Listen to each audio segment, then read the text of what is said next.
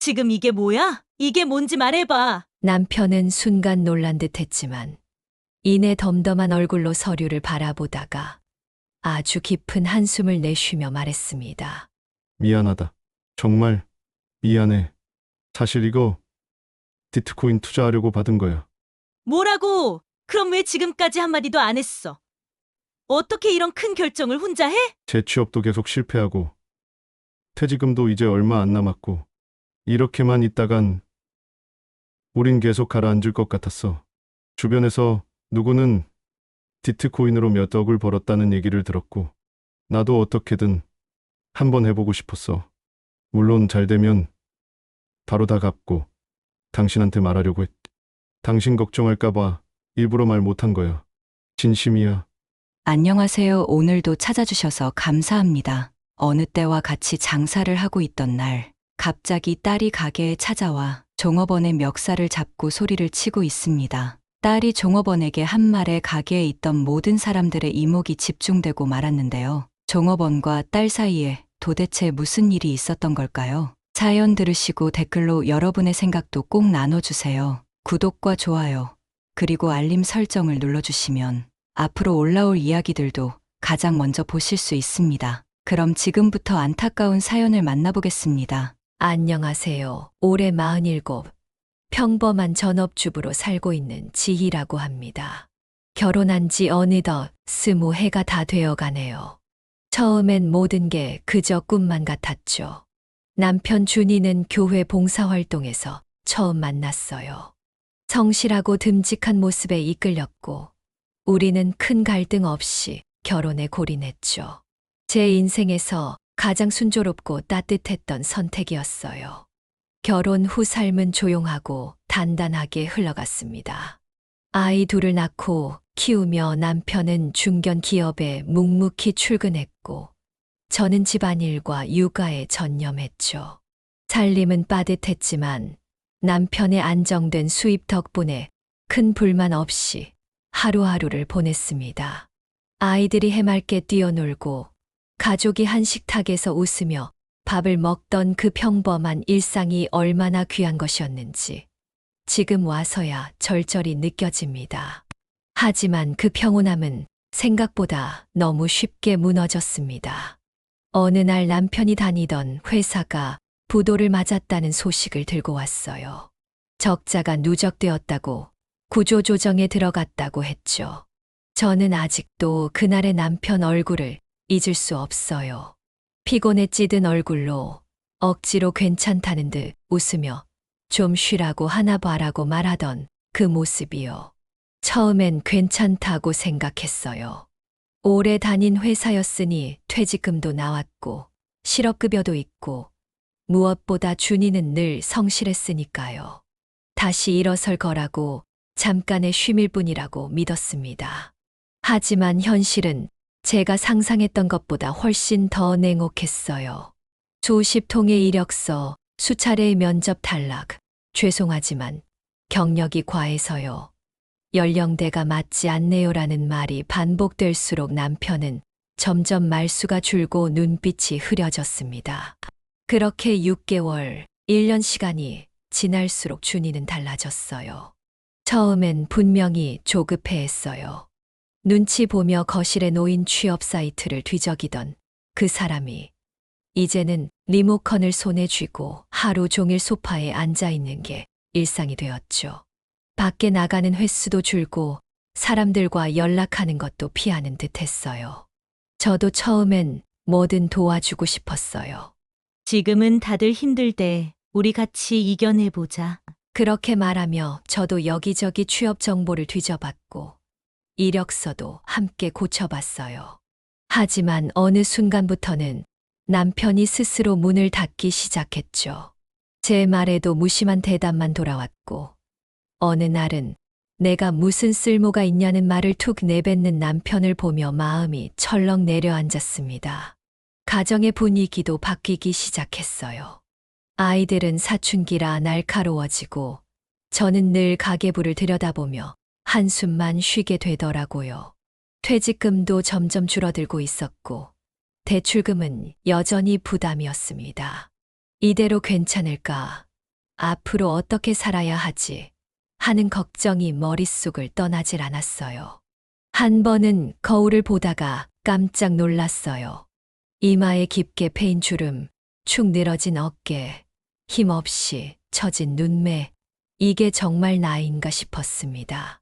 매일 가족을 위해 분투했는데도 세상은 제 노력을 알아주지 않는 것 같았어요. 그리고 무엇보다 준이가 점점 멀어지는 것 같은 그 거리감이 가장 괴로웠습니다. 그래도 포기할 수 없어요. 이 가정을 여기까지 지켜온 것처럼 다시 한번 힘을 내야겠다고 다짐합니다. 나를 위해서도, 남편을 위해서도, 아이들을 위해서도 말이에요. 세상은 여전히 차갑고 현실은 녹록지 않지만 저는 믿고 싶습니다. 다시 웃을 수 있는 날이 오리라고요. 남편이 실직한 뒤로 어떻게든 이 가정을 지키고 싶다는 생각 하나로 버텨왔습니다. 말로는 내색 안 해도 남편도 힘들겠지. 좌절하고 있을 남편에게 나까지 무너지면 안 된다고 다짐했죠. 사실 마음속 깊은 곳에선 무력감이 차올랐지만 그래도 믿고 응원해야 한다는 생각으로 늘 옆에 있어 주려 애썼습니다. 하지만 언젠가부터 남편이 밤늦게까지 스마트폰을 붙들고 있는 모습이 눈에 띄기 시작했습니다. 처음엔 그냥 다시 구직을 하려나 보다 했어요. 뭐라도 알아보는 거겠지. SNS를 하거나 뉴스를 보나 싶었죠. 그러려니 넘기려 했는데 어느 순간부터 그 밤늦게가 새벽이 되었고 식사 시간에도 휴대폰을 손에서 놓지 않게 되자 저도 슬슬 이상하다는 생각이 들기 시작했어요. 당신 그렇게 늦게까지 스마트폰 보면 눈 나빠져. 이제 건강도 생각해야지. 아, 잠깐만. 이것만 보고 잘게. 남편은 대개 그렇게 얼버무리듯 말했고 전 그 이상 더 묻지 않았습니다. 의심은 했지만 설마 나한테까지 숨길 일이 생겼을까 하는 안도와 함께 혹시라도 내가 쓸데없이 캐묻다가 자존심만 건드리는 건 아닐까 싶어 한 발 물러났죠. 그러다 어느 날이었어요. 아이들 학원비 결제를 위해 제 신용카드를 긁었는데 한도를 초과했다는 메시지가 온 겁니다. 순간 가슴이 철렁 내려앉았죠. 평소랑 다르게 특별히 큰돈 쓴 기억도 없는데 카드 한도가 왜 이렇게 빨리 찼을까? 혹시 어디서 빠져나간 데가 있나 싶어 사용 내역을 하나하나 살펴봤습니다. 그런데 특이한 소비는 없었어요. 이상하다 싶어 이번엔 통장을 확인해 보니 거기서 진짜 문제가 보였습니다. 남편 퇴직금 중 일부가 빠져나가 있었던 겁니다. 그 금액이 적지 않았어요. 한두 푼도 아니고 생계 유지에 버팀목처럼 남겨뒀던 돈이 꽤 빠져나간 걸 보고는 손끝이 저릴 정도로 긴장됐습니다. 혹시 어디 급히 쓸 데가 있었던 건가? 병원비라도 필요한 일이 있었나? 별의별 생각이 머릿속을 스쳤어요. 다음 날 저는 조심스럽게 물었습니다. 준희 씨, 혹시 무슨 큰돈 쓸 일 있었어? 나 어제 통장 확인하다가 좀 놀랐어. 남편은 잠깐 얼어붙은 듯 하다가 이내 애써 태연한 척 말했어요. 아, 그거. 당신 몰랐나? 나 시동생 사업에 투자하기로 했잖아. 순간 제 귀를 의심했어요. 시동생이 무슨 사업을 한단 말이지. 그 사람 얼마 전까지도 그냥 평범한 회사원이었는데 더군다나 그런 이야기를 한 번도 들은 적이 없었거든요.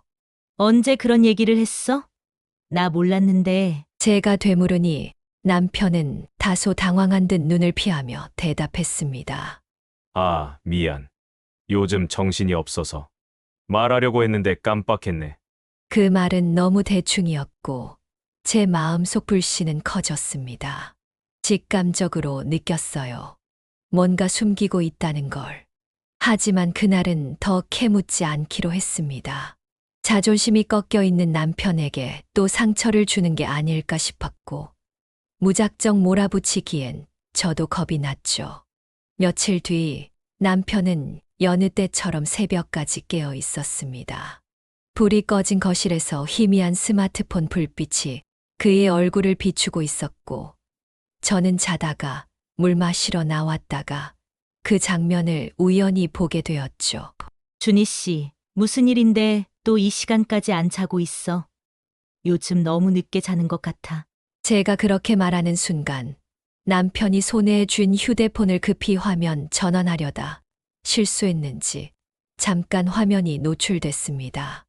아주 짧은 순간이었지만 제 눈엔 확실히 보였어요. 비트코인 시세 그래프. 그 순간 머릿속이 하얘졌습니다. 아, 이거였구나. 그제야 모든 퍼즐이 맞춰지기 시작했죠. 그 불면의 밤들, 조심스럽게 감춘 통장 내역, 그리고 시동생이라는 이름 뒤에 숨겨진 핑계까지. 남편은 아마 제 취업이 계속 실패하자 점점 스스로에 대한 자신감을 잃었을 겁니다. 그런 그에게 비트코인은 다시 세상과 연결해줄 어떤 탈출구처럼 느껴졌을 수도 있겠죠. 하지만 그건 동시에 우리 가족이 의지하던 마지막 끈을 불안정하게 만드는 위험한 선택이었습니다. 그리고 무엇보다 충격이었던 건 남편이 그걸 저에게 숨겼다는 사실이었어요. 부부라는 이름 아래 모든 걸 함께 겪자고 다짐했던 그 사람이 혼자서 이 무게를 감당하고 있었던 겁니다. 그날 밤 저는 다시 잠들지 못했습니다. 남편을 원망하는 마음과 함께 왜 그랬을까라는 슬픔이 뒤섞여 가슴을 짓눌렀습니다. 그리고 스스로에게 되물었습니다. 나는 과연 이 사람을 충분히 이해하려 노력했을까? 물론 그 전부터 저도 알고 있었습니다. 뉴스에서 연일 비트코인이다, 암호화폐다 하며 떠들어대던 시절이 있었고, 한창 젊은 층을 중심으로 광풍처럼 번졌다는 얘기도 들었죠. 요즘엔 중장년층 사이에서도 은퇴자금 마련이나 투자 수단으로 꽤나 관심을 끌고 있다는 말도 있었고요. 하지만 설마 우리 집, 그것도 남편이 그 위험한 길을 선택할 거라고는 생각조차 못했습니다. 아무리 세상이 변해도 우리 형편에 그런 모험은 하지 않으리라 믿었거든요. 그래서였을 겁니다. 그날 새벽 남편 손에 비친 희미한 스마트폰 불빛 속에 떠오르던 그 낯익은 비트코인 시세 그래프를 보고도 저는 차마 단번에 믿지 못했던 게, 지금 비트코인 해? 제가 조심스럽게 물었을 때 남편은 한참을 말없이 굳은 채 서 있었습니다. 무슨 말을 꺼내야 할지 모르는 사람처럼 말이죠. 그리고는 이내 억지로 웃으며 말했습니다. 아, 그냥 시세가 어떻게 되나 궁금해서 본 거야. 나 그런 거 안 해. 괜히 놀라지 마. 그 말 너무 얕았어요. 표정은 침착한 척했지만 눈빛은 자꾸 어딘가를 피했고 목소리 끝에는 묘한 불안이 묻어났습니다. 저는 알아차렸어요. 이 사람 지금 거짓말하고 있구나. 이전까지 단 한 번도 저에게 이런 식으로 얼버무리는 모습을 보인 적 없었기에 더 확신이 들었습니다. 마음속에서 무언가가 끌어올랐습니다. 배신감과 분노, 그리고 왠지 모를 두려움이 뒤엉켜 점점 커져갔죠. 하지만 지금 당장 소리친다고 해결될 문제는 아니라는 걸 저도 잘 알고 있었습니다. 증거도 없이 괜한 의심으로 몰아붙이면 오히려 상황만 악화될 테니까요. 다음 날 아이들이 학교에 가고 집 안이 고요해진 틈을 타 남편이 외출한 사이 저는 평소엔 결코 하지 않았을 행동을 하게 되었습니다. 서랍장을 열고 컴퓨터 바탕화면을 들여다보고 인터넷 브라우저 기록까지 확인했습니다. 제 자신이 이런 짓을 하고 있다는 사실에 내심 충격을 받으면서도 뭔가를 꼭 찾아야겠다는 강박감이 더 컸습니다. 하지만 그 흔적은 너무도 잘 지워져 있었고 저는 점점 초조해졌죠. 그러다 남편의 외투 주머니 안에서 뭔가 낯선 서류 한 장을 발견했습니다. 대출 신청서였습니다. 처음엔 그저 회사에서 급히 필요했던 자금을 마련한 건가 했는데 자세히 들여다보니 그런 수준이 아니었습니다. 대출 금액은 수천만 원. 대출 일자는 불과 몇 주 전. 제 동의나 서명도 없었습니다. 남편 혼자서 조용히 받아낸 돈이었습니다. 더 놀라웠던 건 그 대출 기관의 이름조차 생소했고 금리는 법정 상한선에 가까운 살인적인 수준이었습니다. 서류를 든 손이 덜덜 떨렸습니다. 아무리 생각해도 말이 안 되는 일이었어요. 이 돈 어디에 쓴 거지? 설마 정말 비트코인 투자? 머릿속에 생각들이 미친 듯이 맴돌았고 가슴이 두근거려 숨조차 쉬기 어려웠습니다. 저녁 무렵 남편이 아무렇지도 않게 집에 들어왔습니다. TV 앞에 앉아 채널을 돌리던 그에게 저는 더 이상 참지 못하고 그 서류를 꺼내 들이밀었습니다. 이게 뭔지 말해봐. 지금 이게 뭐야? 남편은 순간 놀란 듯 했지만 이내 덤덤한 얼굴로 서류를 바라보다가 아주 깊은 한숨을 내쉬며 말했습니다. 미안하다. 정말 미안해. 사실 이거 비트코인 투자하려고 받은 거야. 그 순간 제 안에서 모든 감정이 터져버릴 것 같았습니다. 뭐라고? 그럼 왜 지금까지 한마디도 안 했어? 어떻게 이런 큰 결정을 혼자 해? 제 목소리는 점점 커졌고 눈앞이 캄캄해졌습니다. 하지만 남편은 고개를 떨군 채 담담하게 자신의 속내를 풀어놓기 시작했습니다. 재취업도 계속 실패하고 퇴직금도 이제 얼마 안 남았고 이렇게만 있다간 우린 계속 가라앉을 것 같았어.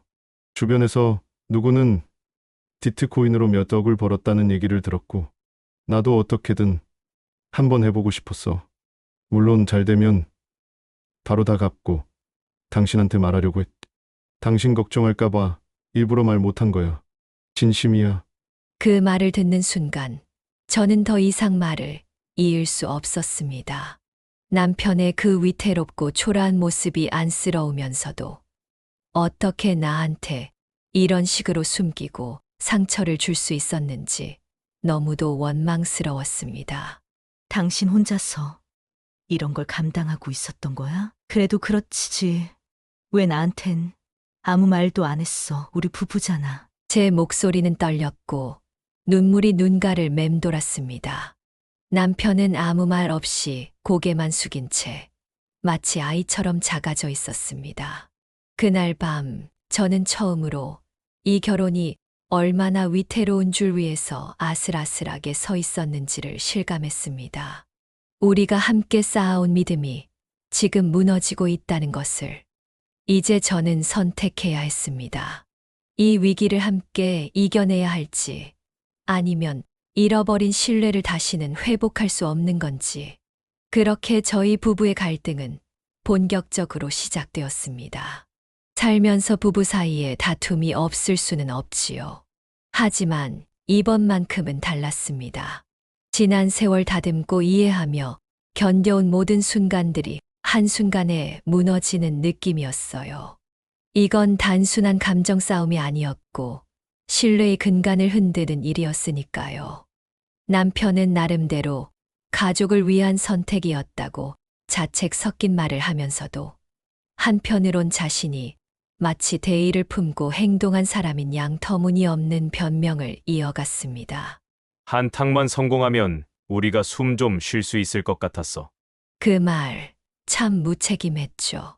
물론 저도 이해 못하는 건 아닙니다.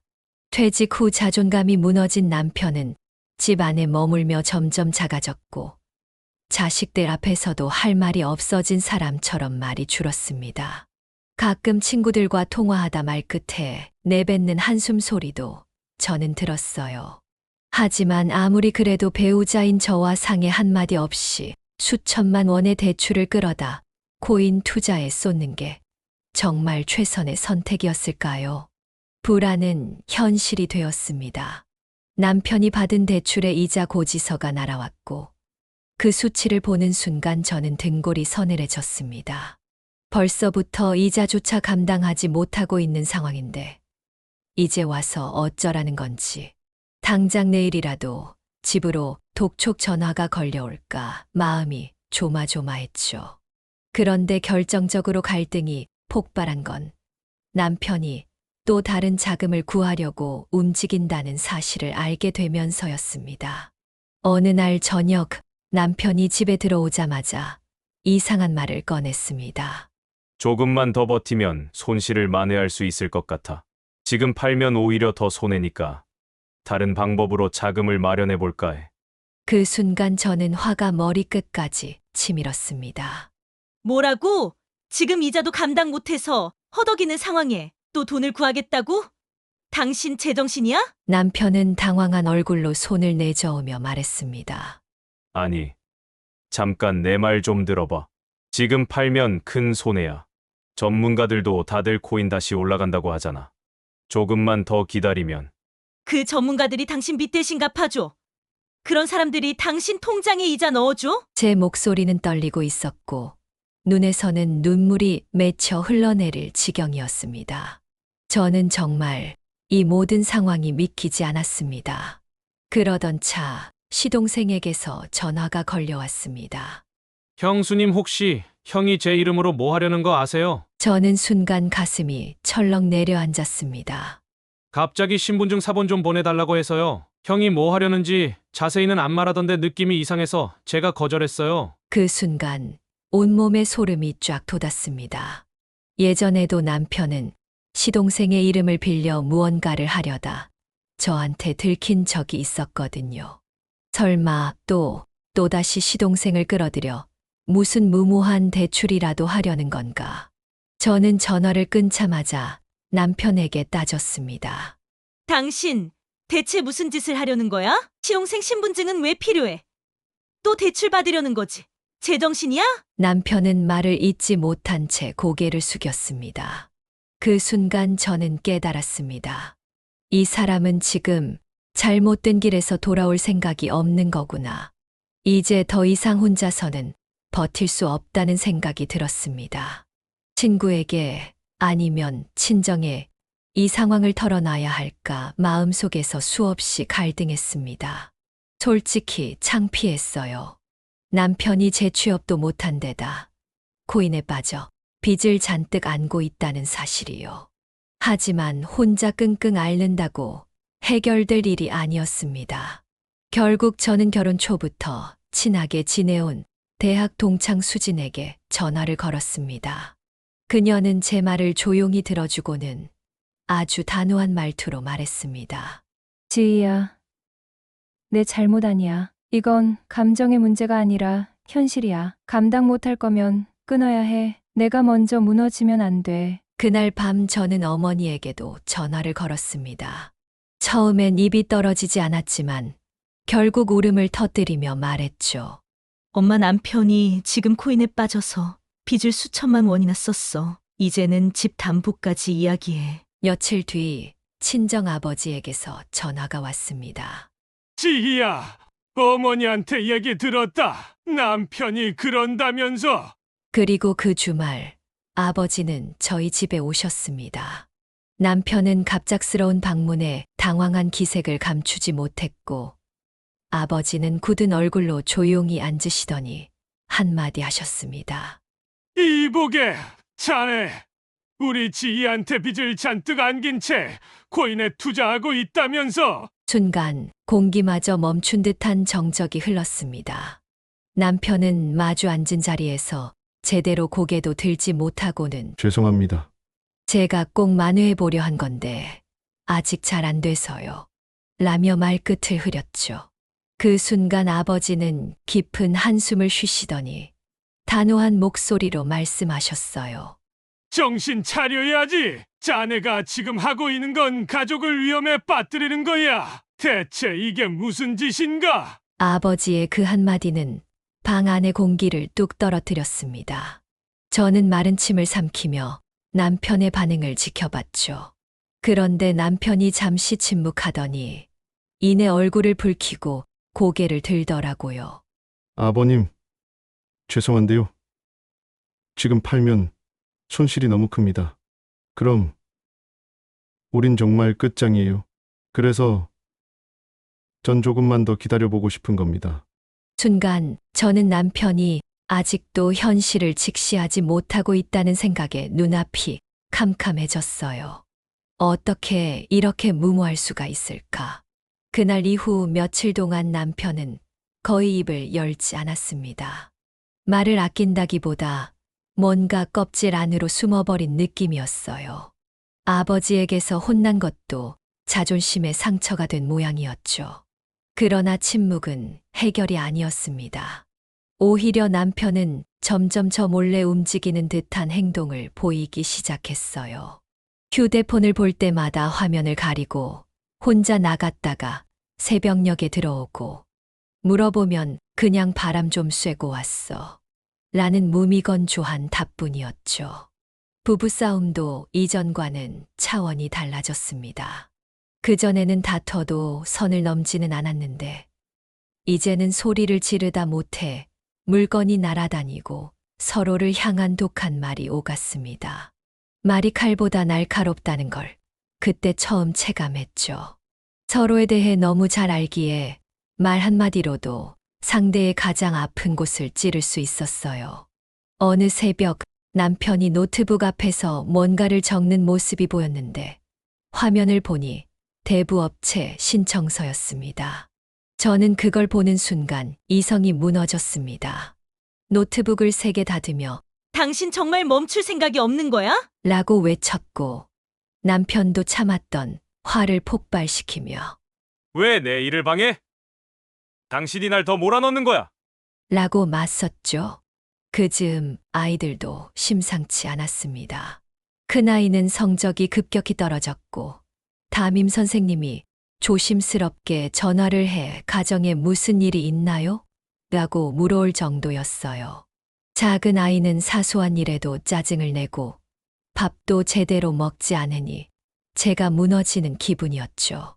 아이들을 제대로 챙기지 못하는 제가 미웠고 그 미움이 또 절망으로 돌아왔습니다. 마음속에선 자꾸 이러다 정말 끝나는 거 아닐까 라는 불안이 고개를 들었습니다. 그런데도 화를 멈출 수가 없었어요. 아침 식탁에서 남편이 깊은 한숨을 쉬면 저는 한숨 쉴 시간 있으면 대출부터 정리해. 라며 쏘아붙였고 남편은 나 이러는 거 다 당신이랑 애들 때문이야. 나도 이 방법밖에 없어. 라고 되받아쳤습니다. 서로의 말을 들을 귀는 이미 닫혀 있었죠. 그러던 어느 저녁 남편이 지친 모습으로 들어왔습니다. 신발도 제대로 벗지 못한 채 거실 바닥에 주저앉아 손으로 얼굴을 감싸고 있더군요. 어깨가 가늘게 들썩이는 걸 보니 누가 봐도 울음을 참으려 애쓰는 모습이었어요. 저는 그 장면을 보고 멈칫했습니다. 그래, 저 사람도 얼마나 괴로울까. 나만 힘든 게 아니었어라는 생각이 스쳤죠. 다가가서 무슨 일이야? 라고 묻고 싶었지만 입술이 떨어지지 않았습니다. 아니, 지금 울어야 할 사람은 내가 아니야. 나한테 거짓말하고 가족을 위험에 빠뜨린 건 그 사람이잖아. 라는 생각이 더 크게 밀려왔거든요. 결국 저는 등을 돌리고 말았습니다. 남편은 아무 말 없이 거실에 웅크린 채 오래도록 그 자리에 앉아 있었습니다. 그날 이후 제 머릿속에는 하나의 생각이 맴돌기 시작했습니다. 이렇게 사느니 차라리 정리할까? 이 결혼 여기까지인 걸까? 그러다 며칠 뒤 또 한 번의 전화가 왔습니다. 아이 담임 선생님이었죠. 어머니, 요즘 아이가 수업에 집중도 못하고 기운도 없어 보여요. 혹시 가정에 무슨 일이 있으신가요? 선생님의 말에 저는 아무 대답도 할 수 없었습니다. 그 순간 깨달았습니다. 남편과의 갈등에만 매몰된 나머지 정작 가장 소중한 아이들이 무너지고 있다는 사실조차 제대로 바라보지 못하고 있었던 거예요. 미안함과 죄책감이 한꺼번에 밀려들었고 저는 아무도 없는 방에서 조용히 울었습니다. 이대로는 정말 안 되겠다 싶었습니다. 더 늦기 전에 뭔가 방법을 찾아야겠다는 절박함이 드디어 제 안에 뚜렷한 형태로 자리를 잡았습니다. 마음속에선 이미 오래전부터 경고음을 울리고 있었는지도 모르죠. 하지만 그동안은 남편과의 감정 싸움에 매몰되어 정작 더 중요한 것 아이들의 고통, 무너져가는 가족의 틀에는 눈을 제대로 돌리지 못하고 있었습니다. 이제라도 늦지 않았기를 바라며 저는 결심했어요. 오늘만큼은 싸우지 않겠다고. 무슨 일이 있어도 차분하게 이야기해 보겠다고. 그날 밤 남편이 현관문을 열고 들어오는 소리를 들으며 제 심장은 조용히 그러나 무겁게 뛰었습니다. 시계를 보니 밤 10시가 조금 넘은 시간. 저는 최대한 평정을 가장하며 그에게 말을 걸었죠. 당신, 우리 얘기 좀 할 수 있을까? 오늘은 싸우고 싶지 않아. 남편은 조금 놀란 듯 했지만 별말 없이 고개를 끄덕였고 우리는 거실 소파에 마주 앉았습니다. 저는 먼저 말문을 열었습니다. 우리 둘이 이렇게 계속 싸우기만 하면 아이들이 너무 힘들어해. 나도 그러고 싶지 않았어. 근데 당신이 계속 거짓말하고 대출을 더 늘리니까 정말 더는 못 견디겠더라. 제 목소리는 떨렸지만 최대한 담담하려 애썼습니다. 남편은 고개를 숙인 채 한참 말을 잇지 못하더니 조용히 말했습니다. 나도 이해 안 해. 근데 지금 물러나면 다 잃게 될 것 같아. 이미 원금은 다 까먹었고 이대로 접으면 진짜 아무것도 안 남아. 나도 무서워. 무서워. 죽겠어. 이거 놓는 순간 우리 다 끝일 것 같아서. 그 말이 이상하게 아프게 들렸습니다. 남편의 불안, 절망, 공포 그 모든 게 한 문장 안에 담겨 있었어요. 결국 우리 둘 다 가정을 지키고 싶은 건 마찬가지였어요. 하지만 그 방법이 너무도 달랐죠. 저는 하루라도 빨리 이 지옥 같은 투자판에서 손을 떼고 현실을 마주하자고 했고, 남편은 어차피 이 지경이면 조금만 더 버티면 다시 반등할 수 있지 않을까 하는 희망에 매달리고 있었습니다. 이야기를 풀어보려 했지만 결국은 또 부딪혔습니다. 남편이 거의 울먹이며 말했습니다. 이제 와서 그만두라고. 그건 나한테 죽으라는 소리야. 나 내일부터 공장 일이라도 할 거야. 그런데 이거 하나만큼은 건들지 마. 난 포기 못해. 저도 결국 폭발하고 말았죠. 그럴 거면 난 포기할래. 더는 당신이 주는 불안 속에서 못 살겠어. 그 말에 남편은 아무 말 없이 고개를 숙이고 안방으로 들어가 버렸습니다. 평소 같았으면 이혼이라도 하자는 거야? 하고 반문했겠지만 그날은 조용히 사라졌어요. 그 순간 저도 뭔가 꺾였던 것 같습니다. 마음속에서 이제는 나도 준비해야겠다는 생각이 고개를 들었습니다. 남편을 붙잡지 않겠다고, 내가 할 수 있는 선에서 아이들과 살아갈 준비를 하자고요. 하지만 그 결심조차 한편으론 흔들렸습니다. 혹시라도 정말 혹시라도 남편 말대로 반등이 와서 모든 걸 회복할 수 있다면, 그 가능성이 설령 1%라도 있다면, 완전히 부정할 수 없는 그 희망이 또 다른 불안과 맞물리며 저를 괴롭혔습니다. 그렇게 저는 희망과 체념 사이에서 요동쳤고, 그 사이 아이들은 점점 더 작아졌습니다. 큰아이는 학교에서 점점 말수가 줄고 눈빛이 흐려졌어요. 작은 아이는 자주 짜증을 내고 혼자 방 안에 틀어박혀 있기를 더 좋아했죠.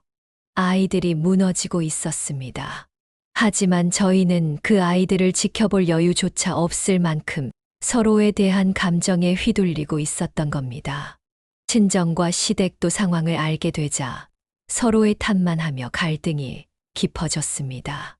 내가 그 남자를 말렸어야지, 우리 아들이 불쌍하다는 말이 오가며 양가의 시선도 싸늘하게 갈라졌죠. 점점 모든 게 망가지고 있었습니다. 그런데도 누구 하나 제대로 결단을 내리지 못했습니다. 남편도 저도 그냥 서로 등을 돌린 채 떠밀리듯 시간을 흘려보내고 있었어요. 그러는 동안 가족이라는 틀은 조금씩 금이 가기 시작했고 그 금은 곧 벽 전체를 흔들 만큼 깊어졌습니다. 이게 과연 회복할 수 있는 상처일까요? 아니면 이미 돌이킬 수 없는 균열이 된 걸까요? 그 질문은 아직도 제 마음 한편에서 저를 붙잡고 놓아주지 않고 있습니다. 그 와중에 일이 터졌습니다. 그날도 평소처럼 마트에 다녀오던 길이었어요.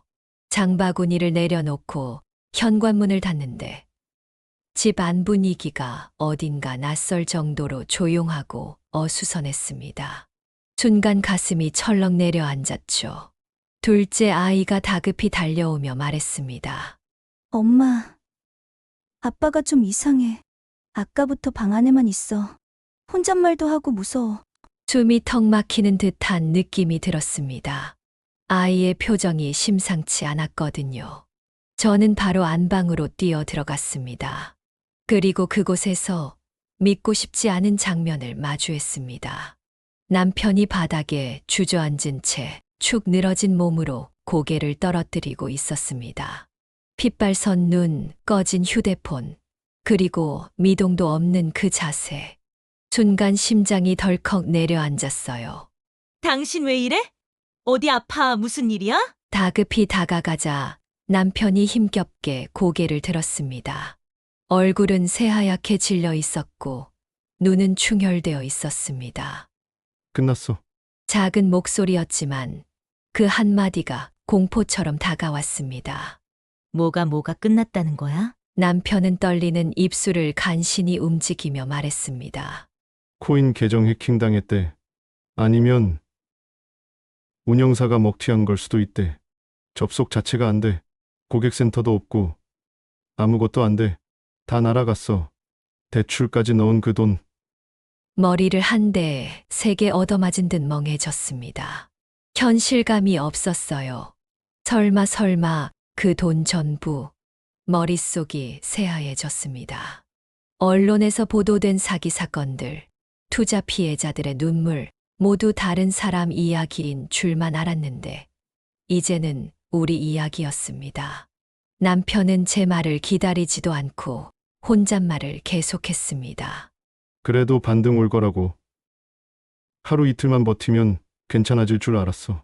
근데 이렇게 될 줄은 몰랐어. 진짜 미친 거지. 내가. 그동안 저는 그 무모한 투자를 이해하려 하지 않았고 남편은 저에게 털어놓는 대신 혼자 감당하고 있었던 겁니다. 화를 낼 겨를도 없었습니다. 이제는 원망조차 허무했습니다. 망가진 현실 앞에서 어떤 감정도 무의미해지더군요. 그날 밤 남편 곁에 앉아 말없이 시간을 보냈습니다. 아이들을 재우고 거실로 나와 소파에 주저앉자 참았던 눈물이 와르르 쏟아졌습니다. 소리 없이 흐느끼다 어느 순간은 엉엉 울고 있었습니다. 왜 이렇게 된 걸까? 왜 아무도 우리를 막아주지 않았던 걸까? 스스로에게 묻고 또 물었지만 대답은 없었습니다. 새벽녘 남편이 조용히 거실로 나왔습니다. 붉게 부은 눈, 축 처진 어깨. 그가 저 옆에 앉자 우리는 한참 말을 잃은 채 앉아 있었습니다. 그리고 마침내 남편이 입을 열었습니다. 내가 진짜 못된 짓 했어. 다 내 잘못이야. 나 하나만 믿고 기다려준 당신. 애들한테 내가 무슨 짓을 한 거냐. 근데 이제 어떡하지? 우리. 그 순간 억눌려 있던 분노가 폭발하듯 치밀어 올랐습니다. 그래. 다 당신 잘못이야. 당신이 버려놓은 일이잖아. 근데 이제 와서 울고 후회한다고 뭐가 달라져.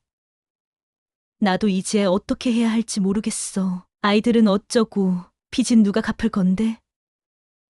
당신 도대체 왜 이렇게 만든 거야? 목소리가 떨리고 눈물이 목을대를 타고 솟구쳤습니다. 저도 울고 남편도 울었습니다.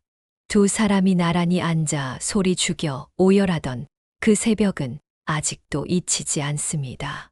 희망은 사라지고 분노와 슬픔, 두려움만이 남은 밤이었습니다. 한참을 울고 나니 기묘하게도 가슴 한쪽이 비워진 것 같은 해방감이 스쳤습니다. 더 이상 잃을 게 없다는 체념 때문이었을까요? 아니면 진짜로 바닥을 쳤다는 확신 때문이었을까요? 그 순간 남편이 다시 고개를 들었습니다. 나 진짜로 모든 빚 갚아 볼게. 알바든 막노동이든 다 할게. 평생 걸려도 갚을게.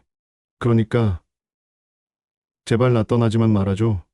당신이랑 애들 없으면 난 정말 못 살아. 그 말에 또 다시 눈물이 고였습니다. 솔직히 마음 한켠에서는 이제 와서 그 말이 무슨 소용이냐는 차가운 생각도 들었습니다.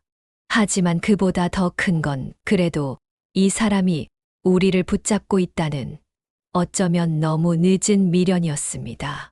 한동안 아무 말 없이 고개를 숙인 채 앉아 있었습니다. 더 이상 눈물도 나오지 않을 만큼 지쳐 있었죠. 그리고 문득 아이들이 떠올랐습니다. 그래, 우리 지금 울고 있을 때가 아니야. 저는 조용히 입을 열었습니다. 내일 아침부터 우리가 해야 할 일 정리해. 대부업체 이자, 은행 대출, 당신이 할 수 있는 일자리까지 다 적어. 나도 나가서 알바 알아볼 거야. 애들 밥값은 벌어야 하니까. 우린 지금 주저앉을 시간이 없어. 그렇게 긴 어둠의 끝에서 우리는 어쩔 수 없이 다시 걸음을 떼기 시작했습니다. 울며 절망하며 그래도 앞으로 나아가야 했습니다. 왜냐하면 우리가 버티지 않으면 아이들이 무너지니까요. 그날은 어쩌면 저희 부부가 처음으로 서로에게 꾹꾹 눌러왔던 감정을 쏟아낸 날이었어요. 비극적인 사건을 겪은 덕분에 비로소 서로에게 솔직해질 수 있었습니다. 물론 그 솔직함이 상황을 당장 바꿔준 건 아니었죠. 우리가 진심을 털어놨다고 해서 빚이 줄어드는 것도 아니고 당장 수입이 생기는 것도 아니었으니까요. 하지만 분명한 변화는 있었습니다. 그날 이후 남편이 더 이상 밤을 새워 코인 시세를 뒤적이는 일은 없었습니다. 스마트폰이 울리면 오히려 깜짝 놀라며 얼른 끄고 옆으로 밀어두더군요. 아마도 그 계정이 완전히 사라졌다는 충격이 남편 안에 마지막 미련까지 깔끔하게 부숴놓았던 것 같아요. 혹시 조금이라도 남아 있었으면 그래도 뭔가 해볼 수 있지 않았을까? 남편이 중얼거리듯 내뱉은 말이 아직도 기억납니다. 그 말 속에는 후회와 안도, 그리고 자책이 한꺼번에 섞여 있었죠. 그 뒤로 남편은 정말로 뭔가 해보겠다고 아침 일찍 일어나 신문 광고를 뒤적이고 구인 사이트를 들여다보기 시작했습니다. 예전처럼 무기력하게 누워만 있던 모습과는 달랐어요. 물론 결과는 녹록지 않았습니다. 나이가 많다는 이유로, 경험이 맞지 않는다는 이유로 퇴짜를 맞기 일쑤였고, 일용직 일자리조차도 경쟁이 치열해 줄을 서야 했습니다. 저도 마찬가지였어요. 동네 식당 몇 군데에 이력서를 내고 직접 찾아가 보기도 했지만 돌아오는 말은 똑같았습니다. 지금 사람 안 뽑아요. 죄송해요. 그럴 때면 마음이 한없이 작아졌습니다. 그래도 속으로는 적어도 시도는 하고 있다. 아직 포기하지 않았구나라고 다독였습니다. 그런 시간들을 거치면서 저와 남편은 조금씩 대화를 늘려갔습니다. 처음엔 날카로운 말이 오가기도 했지만 그래도 서로를 조금 더 이해하게 되었고 무엇보다 아이들 앞에서만큼은 절대 싸우지 않자고 다짐하게 되었어요. 당신도 나도 상처 많이 받았잖아. 이제는 아이들만은 지켜야 해. 서로 그렇게 약속했습니다. 하지만 현실은 무자비했습니다. 아무리 다짐을 해도 거대한 빚은 그대로였고 남편도 종종 벽을 보며 멍하니 앉아 있곤 했어요. 그 표정이 말하지 않아도 느껴졌습니다. 이걸 정말 갚을 수 있을까? 우리가 가능할까? 그 무력감이 때때로 저를 덮쳐올 때면 말없이 식탁에 앉아 멍하니 냉장고 돌아가는 소리만 듣고 있기도 했죠. 그럴수록 저희는 어떻게든 월 수입을 만들어야 한다는데 뜻을 모았습니다. 남편은 새벽 인력 시장에라도 나가겠다며 준비했고, 저는 시장 근처 분식집에서 설거지라도 할 수 있을까 발품을 팔기 시작했어요. 그리고 동시에 대출 이자라도 조정받을 수 있는 방법이 없을까 싶어 법률구조공단과 신용회복위원회 등의 전화의 상담을 받아봤습니다. 목소리를 떨며 상황을 설명해야 했지만 누구라도 붙잡고 싶었으니까요. 그러던 어느 날이었어요. 전혀 모르는 번호로 전화가 왔습니다. 처음엔 또 독촉 전화인가 싶어 가슴이 쿵 내려앉았죠. 조심스럽게 받았더니 뜻밖에도 남편이 예전에 다니던 회사의 동료라는 분이었습니다. 혹시 남편분 지금 일 안 하시나요? 저희 회사에서 사람을 좀 찾고 있어서요. 순간 귀를 의심했어요. 회사요? 어디 회사냐고 묻자 중소제조업체라고 하셨습니다. 예전에 남편과 같은 부서에서 일하던 지인이 남편 근황을 우연히 듣고 추천했다고 하더군요. 기뻤지만 동시에 의심도 들었습니다. 설마 진짜 요즘 세상에 이렇게 우연히 기회가 올 리가 있나? 그래도 기회는 기회니까요. 저는 무조건 관심 있다며 남편이 꼭 연락드릴 거라고 말하고 전화를 끊었습니다. 남편에게 이 얘기를 꺼냈을 때 처음엔 그도 믿지 않았어요. 에이 설마. 요즘 누가 중장년을 뽑아. 나 같은 사람 말고도 젊고 빠른 사람들 많은데.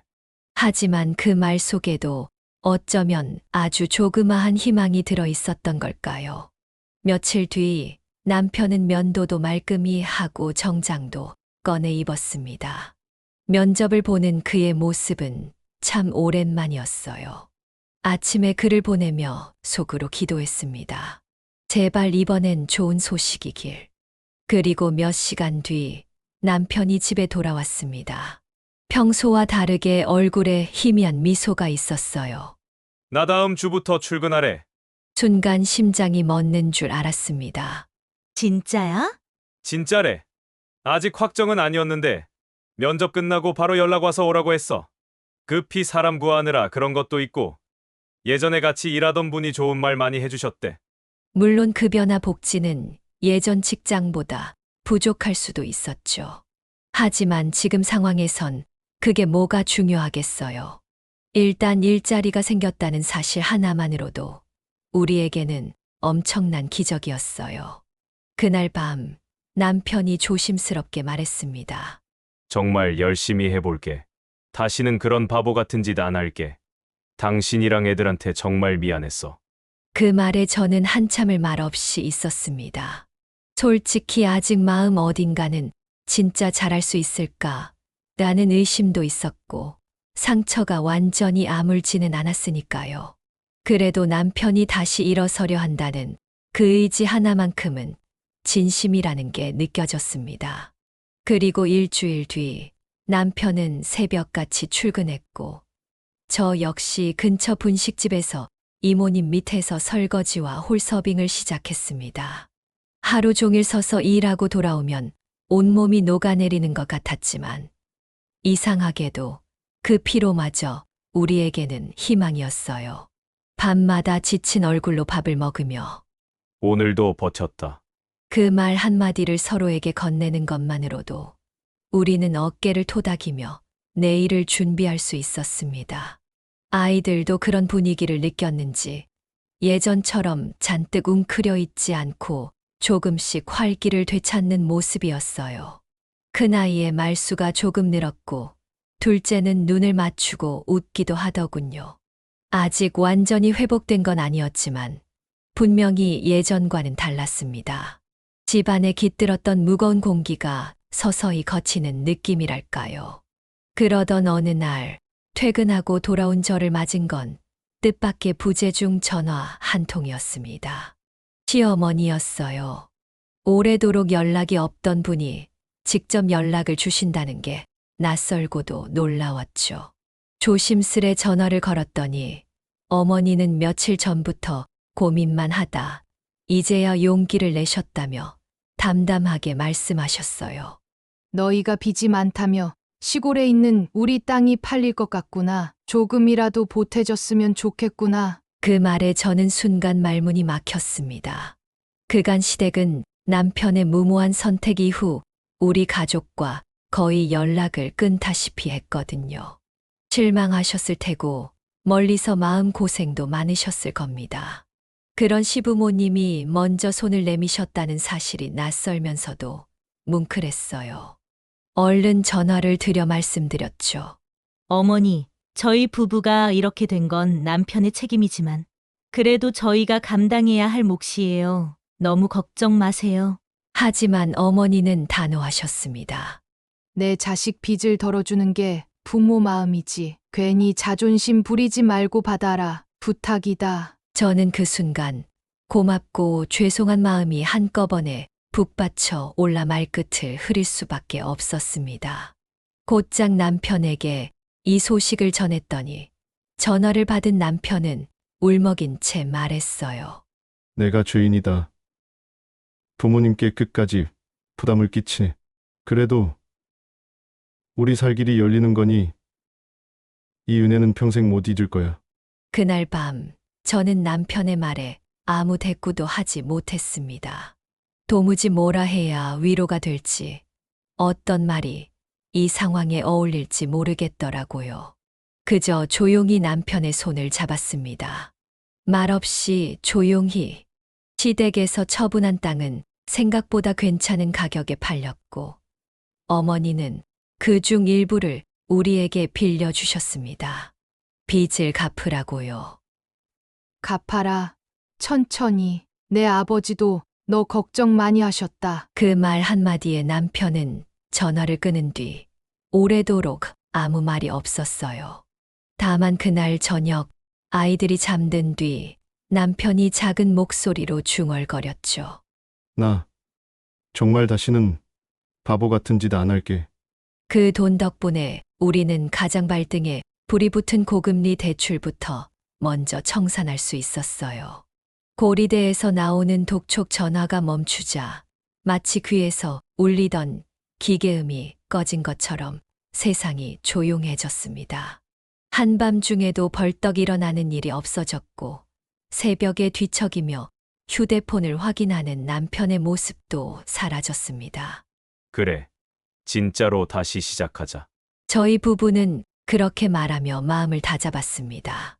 이번에는 운이 좋았던 거라며 웃기도 했지만 속으로는 분명히 알고 있었죠. 지금 받은 기회를 절대 허투루 써선 안 된다는 걸요. 예전 같았으면 남편이 이런 상황을 두고 하늘이 우릴 버리지 않았네 라고 흥분하며 또 무리한 계획을 세웠을지도 모릅니다. 하지만 그는 이미 충분히 혹독한 대가를 치른 뒤였고 다시는 그런 미련을 품지 않을 만큼 깊이 깨달은 듯했습니다. 그렇게 1년 가까운 시간이 흘렀습니다. 남편은 새벽마다 묵묵히 출근했고 맡은 일도 성실히 해냈습니다. 무리하게 앞서려 하지 않고 그저 한 걸음씩 자신의 몫을 해내며 팀원들과도 조금씩 가까워졌습니다. 한 번 크게 실패해 본 사람이라 그런지 조심성이 있어요. 급하지 않고 꾸준하게 해요. 남편 회사 동료가 이런 말을 했다고 들었을 때 저는 조용히 웃었습니다. 남편을 잘 아는 사람이라면 예전의 그와 지금의 그가 얼마나 달라졌는지 확실히 느낄 수 있을 거예요. 저 역시 분식집에서 계속 일하고 있어요. 일은 고되지만 사장님이 손님 응대도 잘하고 부지런하다며 저를 예뻐해 주시고 쉬는 날엔 아이들 도시락도 싸주시곤 해요. 고된 일상 속에도 소소한 온기를 느끼며 하루하루를 버텨내고 있습니다. 물론 아직도 남은 대출금은 많고 시댁에 빌린 돈도 수년간 분할해 갚아야 합니다. 월급날이면 여전히 빠듯하지만 예전처럼 내일 또 독촉 전화가 올까 두려워 밤을 새우는 일은 없어요. 무엇보다 아이들이 달라졌습니다. 큰아이는 학교에서 친구들과 잘 지내고 있다고 하고 둘째는 공부에 흥미를 보이며 성적이 오르고 있습니다. 예전처럼 집안 분위기가 침울하거나 저와 남편이 대면 조착거리는 일은 사라졌죠. 요즘은 퇴근 후 집에 들어서면 자연스럽게 해. 오늘 일은 어땠어? 하고 서로에게 묻습니다. 아이들 이야기도 나누고 내일 반찬 이야기도 하고요. 아주 사소한 대화지만 그 소소함이 주는 안정감이 얼마나 큰지 새삼 느끼게 됩니다. 완전한 행복이라고는 말할 수 없겠지만 적어도 파국의 끝자락에서 벗어나 평범한 일상을 누리고 있다는 사실만으로도 우리는 감사할 수 있게 되었습니다. 그리고 그 평범함이 얼마나 값진지를 이제야 조금은 알게 되었어요. 가끔 제가 남편에게 조심스레 묻습니다. 당신 혹시 다시 코인 같은 거 생각나는 일은 없어? 그러면 남편은 고개를 절레절레 흔들며 웃습니다. 아유, 다시는 그런 거 쳐다도 안 봐. 그냥 월급 모아서 우리가 조금씩 갚고 조금씩 살아가는 게 훨씬 마음 편해. 그 모습을 보면 저도 모르게 웃음이 나와요. 예전엔 무리한 계획만 세우던 사람이 이제는 현실을 바라보고 그 안에서 길을 찾으려고 하니까요. 한 번의 실수라고 하기엔 그 대가가 너무 컸지만 그만큼 남편에게도 큰 깨달음을 안긴 시간이었던 거죠. 저 역시 이제는 그걸로 됐다고 생각하려고 해요. 사람이 누구나 완벽할 수는 없잖아요. 누구나 한 번쯤은 인생에서 큰 실패를 겪을 수 있는 거고 중요한 건 그 이후라고 생각하게 됐어요. 돌이켜보면 저도 제 자신을 돌아볼 수 있었던 시간이었어요. 그때는 남편이 너무 무모하고 어리석어 보였고 그래서 원망도 많이 했죠. 그런데 지나고 나서 생각해보니 정작 저는 남편이 왜 그렇게까지 코인에 집착했는지를 진지하게 이해하려고 한 적이 있었나 싶더라고요. 그 사람도 그만큼 벼랑 끝에 몰려 있었던 건데 나는 너무 멀찍이서 냉정한 눈으로만 그걸 바라보고 있었던 건 아닐까 그런 생각이 들더라고요. 사랑하는 사람이 무너지는 걸 보면서 조금만 더 일찍 손을 내밀어 줬더라면 결과가 조금은 달라졌을까요? 물론 남편의 잘못이 가장 크다는 건 부정할 수 없어요. 하지만 저도 제 책임을 어느 정도는 인정하고 싶습니다. 부부라는 건 함께 넘어지고 함께 일어서는 거니까요. 그토록 극단적으로 치닫던 우리의 관계가 그래도 여기까지 온 건 결국 서로를 놓고 싶지 않았기 때문이었어요. 아이들을 생각하지 않았다면 어쩌면 우리는 각자의 길을 갔을지도 몰라요. 하지만 아이들과 함께 살아가야 한다는 그 무언의 책임감이 끝내 우리를 붙들어 준 것 같아요. 어느 날은 남편이 농담처럼 말해요. 내가 다시 예전으로 돌아가면 그땐 당신이 막아줘야 해. 이상한 사업 이야기나 투자를 또 하고 있으면 바로 등짝이라도 때려줘야 해.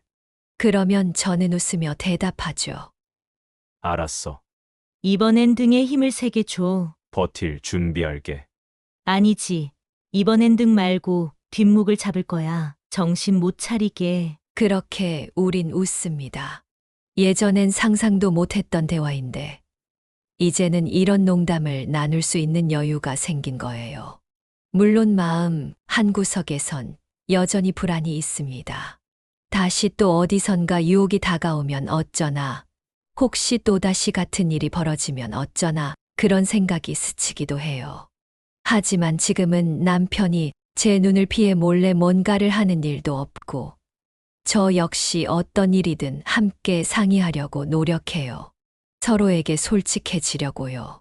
그때의 상처는 아직 우리 마음속에 남아있지만 그걸 애써 덮지 않고 오히려 교훈 삼아 더 단단해지려는 노력을 하고 있어요. 어쩌면 그게 우리 부부가 위기를 지나 다시 서로를 마주한 방식이었을지도 몰라요.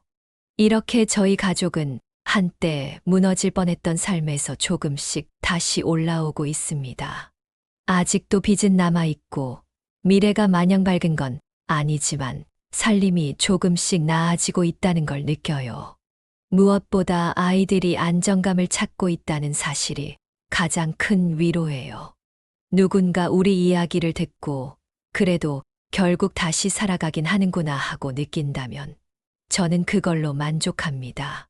왜냐하면 저 역시 얼마 전까지만 해도 이젠 끝이다고 생각했으니까요. 물론 남편이 코인 투자로 우리 인생을 망가뜨리기 전으로 돌아갈 수는 없어요. 하지만 앞으로 남은 시간을 어떻게 살아가느냐에 따라서 그때의 상처도 언젠가는 덜 아프게 다가올 날이 오겠죠. 그리고 가족을 조금 더 소중히 여기고 서로를 믿으려는 마음이 생겼다면 그건 어쩌면 우리가 이번 경험을 통해 얻게 된 가장 값진 선물일지 모릅니다. 오늘 사연은 여기까지입니다. 여러분은 이 사연을 들으시며 어떤 생각이 드셨나요? 댓글로 여러분의 생각과 이야기를 남겨주세요. 작은 댓글 하나라도 그녀와 같은 상황에 있는 이들에게 큰 힘이 될 수 있습니다. 오늘도 사연 듣는 밤과 함께 해주셔서 감사합니다.